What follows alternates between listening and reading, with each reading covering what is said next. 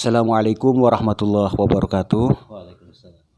Pemirsa Nihwan TV, saya sedang berada di kantor UMI bersama Ustadz Ismail yang menangani Bandung Raya dalam metode penyebaran UMI, dan kita akan berbincang, Ustadz Ismail, apa dan bagaimana metode UMI dan kenapa juga sampai nyebar ke Jawa Barat, dan beliau menangani beberapa daerah. Mohon diceritakan apa dan bagaimana UMI. Ya. Baik, terima kasih Ustaz Nihwan. Sahabat satu rahim di kantor UMI Bandung Raya. UMI Bandung Raya ini salah satu perpanjangan tangan dari UMI Pusat yang ada di Surabaya, dan ini salah satu UMI daerah yang ada di Bandung, namanya UMI Bandung Raya. Kenapa disebut UMI Bandung Raya? Karena kami membawahi tidak hanya sekitar Bandung, tapi juga Subang, Garut, Tasik, ya, kemudian Karawang bahkan, ya. Jadi yang sekitar dari Priangan itu alhamdulillah di bawah UMI Bandung Raya. Jadi kalau lihat kita membawahi kurang lebih 13 kota kabupaten. Kalau lembaganya kurang lebih sampai dengan 85 lembaga yang ada di bawah UMI Bandung Raya sampai saat ini. UMI itu salah satu metode, ya. Mungkin yang tadi katakan oleh Ustaz Nihwan, tidak cepat sebetulnya kalau metode UMI itu. Tidak cepat. Ya, hanya ada moto UMI, yaitu mudah, menyenangkan, dan menyentuh hati. Ya. Jadi mudah itu adalah mudah untuk disampaikan, diajarkan, dan mudah untuk diterima. Kenapa? Karena metode UMI ini bisa disampaikan, diajarkan dari mulai pra-TK sampai dengan SMA, bahkan remaja, bahkan juga orang tua. Ya, remako istilahnya, remaja kolot sediman. Ya. Alhamdulillah saat ini. Kemudian sampai ke Jawa Barat ini sebetulnya UMI ini sudah menasional. Dari Sabang sampai Merauke, bahkan dari Aceh sampai Papua sudah ada, ya, pengguna metode UMI, ya. Ada UMI daerahnya, juga ada koordinatornya. Nah, kami di UMI Bandung ini sudah UMI daerah karena membawahi beberapa kota dan kabupaten bahkan insyaallah. Kemudian metode UMI ini juga mengajarkan bagaimana membaca Al-Quran dengan tartil. Jadi tidak hanya cepat, ya, karena kami tidak cepat kalau disebutkan cepat, ya. Kenapa? Karena memerlukan waktu yang luar biasa, agak lama dibandingkan metode yang lain. Jadi untuk jenjang SD itu minimal 3 tahun, ya, 3 tahun, ya, 3 tahun. Kemudian rata-rata itu sampai 4 tahun. Apa targetnya? Anak-anak bacanya tartil. Kita tahu tartil itu bukan hanya sekedar baca cepat, tapi dia bisa memahami, membaca sesuai dengan ilmu tajwidnya, panjang pendeknya, gunahnya, ya, dengungnya, ya, sesuai dengan ilmu tajwidnya. Kemudian juga bacaannya, insya Allah secara makhrajul huruf pun itu diajarkan sampai sifat-sifat hurufnya. Ya. Jadi UMI dikatakan tidak cepat, sebetulnya hanya membacanya, betul, membacanya itu cepat, pendek, gitu membacanya. Nah, adapun hal-hal yang di UMI itu yang harus dilalui oleh sebuah lembaga, diantaranya adalah 7 program. Kita memiliki 7 program metode UMI, 7 program dasar. Yang pertama adalah tashih. Apa itu tashih? Tashih adalah pemetaan calon guru-guru Al-Quran yang menggunakan metode UMI. Jadi guru yang akan mengajarkan metode UMI itu harus ditashih dulu, diperhatikan bacaannya. Nah, sudah tartilkah atau belum? Nah, itu ada salah seorang yang diberikan SK dari Pusat Surabaya, yaitu beliau Ustadz Ami Barni, dalam hal ini untuk UMI Bandung, untuk UMI Bandung, ya, daerah Bandung. Setelah itu tashih, maka ketika guru itu atau calon guru sudah lulus TASI, itu diperbolehkan untuk ikut sertifikasi, Ustaz. Sertifikasi selama 3 hari full, ya, biasanya dari pukul 7.30 sampai dengan pukul 17.00. Nah, betul, begitu saja, ada ilmunya, ya. Secara untuk pribadinya itu adalah sudah bagus bacaannya, sudah tartil. Hanya untuk menyampaikannya, bagaimana untuk menyampaikan ke anak, itu ada lagi namanya metodologi. Jadi metodologi namanya sertifikasi. Jadi bukan sertifikasi yang kayak di luar dinas dapat uang, tidak. Ini hanya dapat ilmu saja, ya, dapat ilmu. Dan insya Allah ketika guru yang sudah ikut sertifikasi metode UMI itu luar biasa, ilmunya sangat bermanfaat, baik untuk dirinya sendiri ataupun juga untuk orang lain, gitu. Nah, disitulah peran sebagai guru di sekolah dalam pembelajaran metode UMI ini sangat besar. Karena secara persentase itu 60%. Untuk metode itu kekuatannya hanya 20%. Kemudian sistem yang berbasis pada mutu pun itu hanya 20%. Nah, yang paling besar itu adalah guru, 60%. Maka di sini peran guru sangat besar untuk mengajarkan anak bagaimana membaca Quran dengan tartil. Kenapa demikian? Ketika kita mengajarkan anak baca Quran, gurunya belum tartil, apakah anak akan tartil? Nggak mungkin, ya sulit. Atau gurunya tartil nih, apakah anaknya akan tartil? Belum tentu juga, ya kan? Nah, apalagi kalau gurunya belum tartil, bagaimana anaknya akan tartil bacanya? Begitu logikanya, Sat. Ya, maka 60% sebagai guru Al-Quran dalam hal metode UMI ini harus besar, itu 60%. Kemudian setelah sertifikasi, ketika suatu lembaga yang sudah menggunakan metode UMI, kami tidak akan dibiarkan begitu saja, Sat. Tapi kita akan kontrol. Jadi suatu lembaga yang sudah menggunakan metode UMI akan kami kontrol. Ya, akan kita silaturahmi lah. Nah, lembaga, siapa yang dilihat? Gurunya. Sudahkah dia menerapkan tahapan-tahapan pembelajaran metode UMI ini sesuai dengan yang ada di metodologi atau ketika sertifikasi 3 hari itu atau belum? Itu akan kami pantau semuanya, ya. Dari mulai proses sampai output hasil anak didikannya bagaimana. Nah, kalau anak itu misalnya belum tartil, kita tidak akan menyalahkan anaknya, tapi yang kita tanya gurunya terlebih dahulu. Kenapa? Karena anak atau siswa itu gimana? Guru. Kalau guru bacaannya bagus, tartil, ya, dan mengajarkan juga bagus, insya Allah anak akan tartil. Begitu. Itu namanya kalau bahasa dinas itu supervisi lah, ya, supervisi. Tapi kalau kita agak halus, Sat, namanya silaturahim, Sat. Ya. Kalau misalnya supervisi itu kayaknya kasar gitu, ya. Bahkan mungkin orang kalau udah ada kata-kata guru supervisi itu berat takut. Tapi kalau silaturahim masa ditolak, gitu ya. Padahal intinya kita akan melihat pembelajaran selama di kelas, begitu.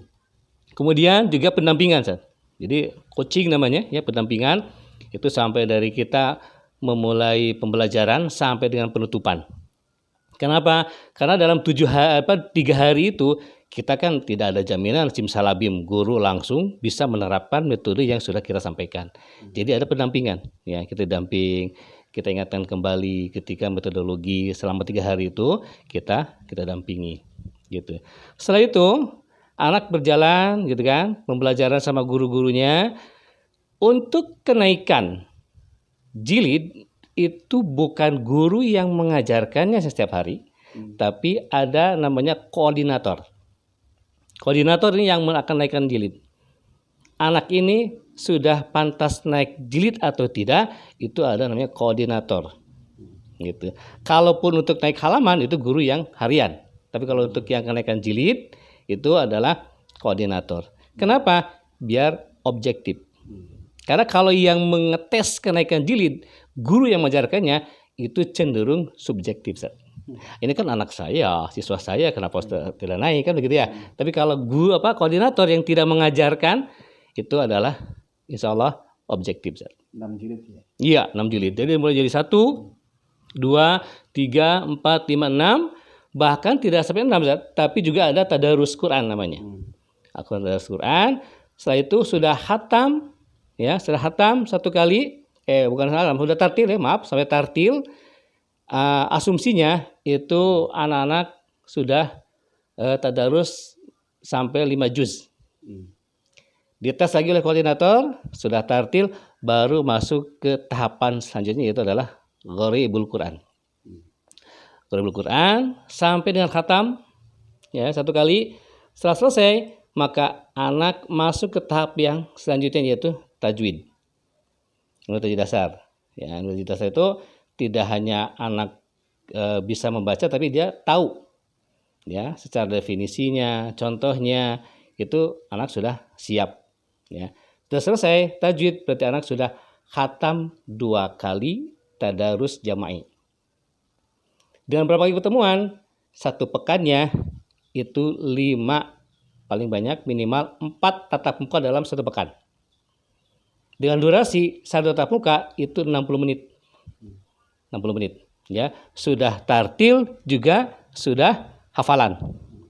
Nah, untuk tahapan tingkat SD atau MI itu dari surah An-Nas sampai dengan surah Al-A'la yang kita uji, ya, plus Al-Fatihah. Nah, itu namanya munaqasyah.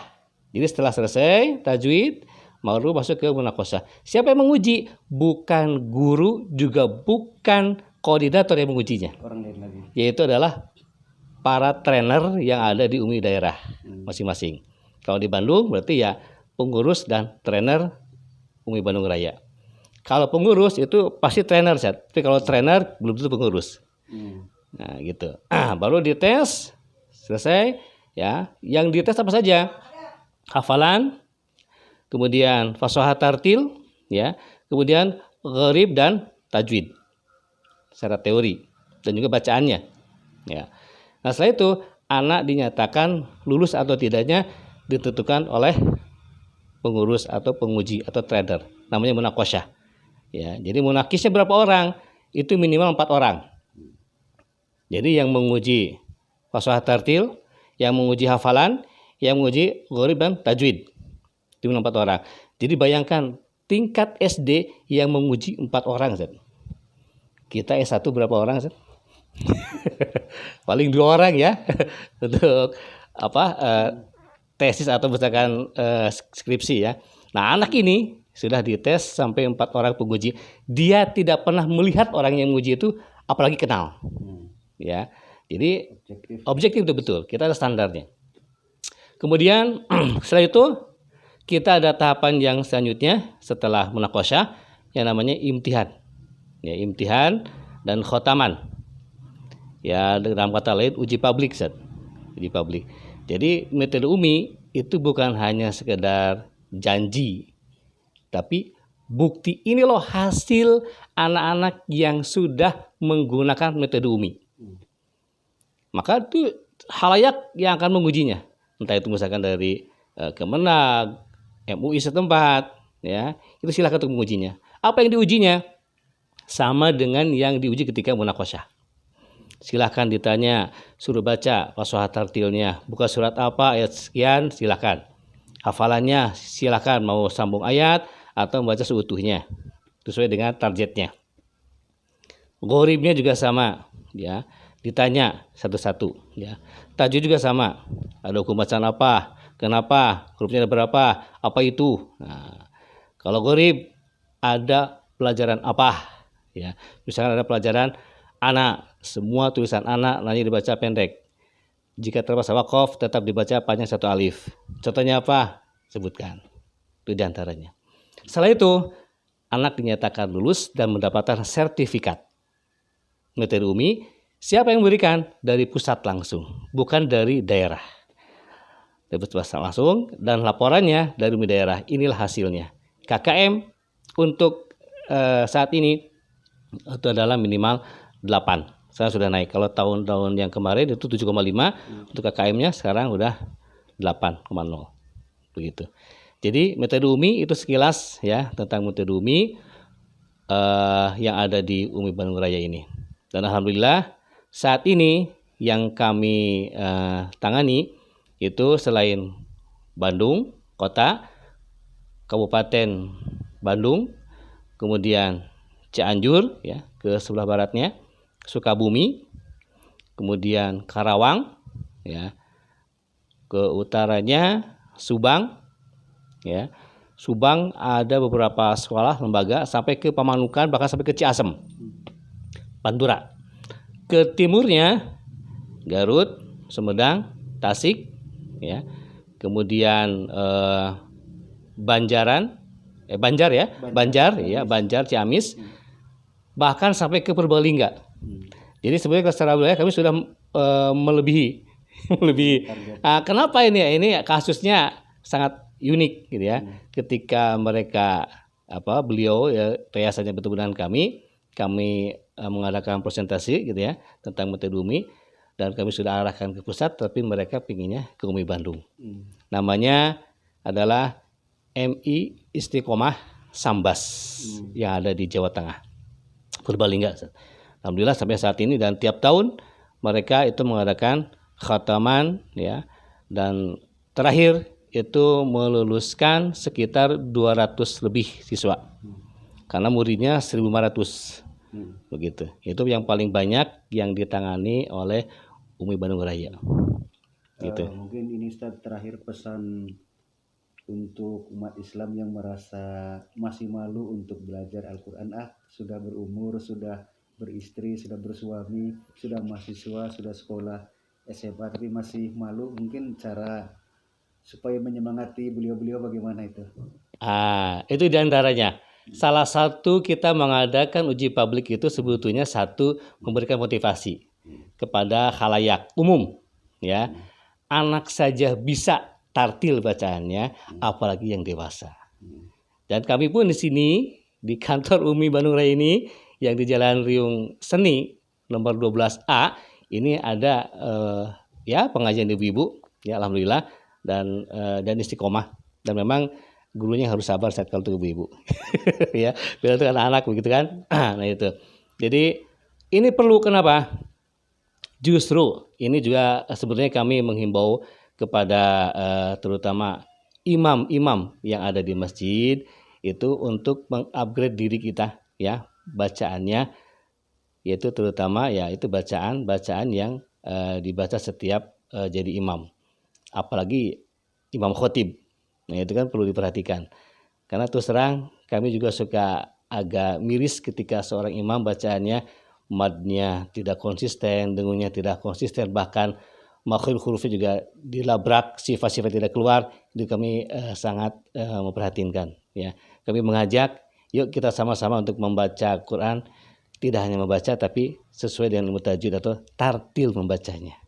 Ketika Ali mengatakan mahwa tartil, at-tartil huwa tajwidul huruf wa ma'rifatul wukuf.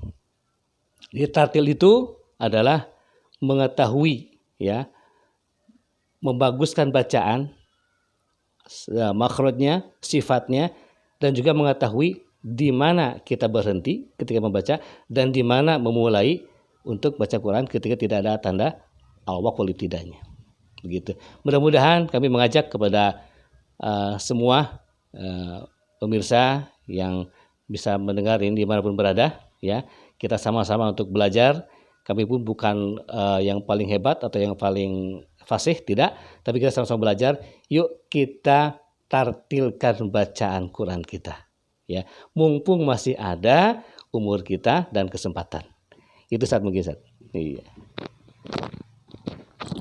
Terima kasih Ustadz Ismail, koordinator bagian wilayah Bandung Raya yang membidangi banyak daerah sebenarnya, dan sudah berpengalaman beliau. Mudah-mudahan metode UMI ini menjadi bagian terpenting dalam pemberantasan buta huruf Al-Quran dan juga tahsin bagi siapapun saja, pembagusan yang sudah bagus supaya lebih bagus lagi, yang belum bagus dibagusin dulu. Dan saya juga baru mulai belajar, insya Allah semuanya kita belajar dan mudah-mudahan nanti menjadi bagian syafaat di yaumil qiyamah. Amin. Terima kasih, hatur nuhun hatur punten. Assalamualaikum warahmatullahi wabarakatuh. Waalaikumsalam warahmatullahi wabarakatuh.